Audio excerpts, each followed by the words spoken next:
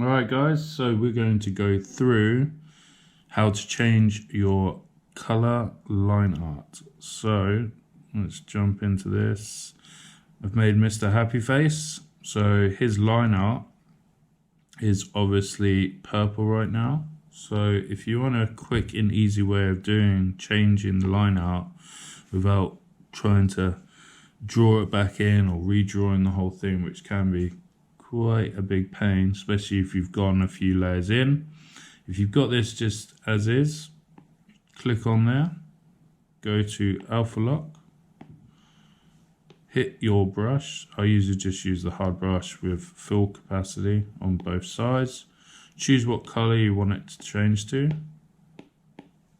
Yeah, and then you can just go over the top like so.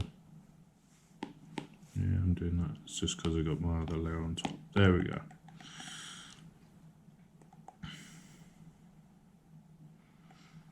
Or you can use the same pen, but obviously if it's kind of small, then it'll take a while for you to do.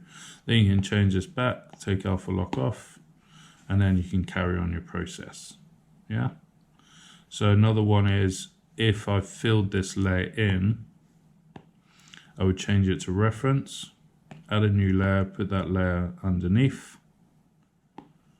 and now I can fill the line art in because I'm using the ink layer as a reference, like so. Yeah. Now, can I go back and change my line art? The answer is, oh yes. So all you do is you take this off reference, put it back onto Alpha Lock, change your color, and there you go. Now you can change the line art and keep the actual fill color.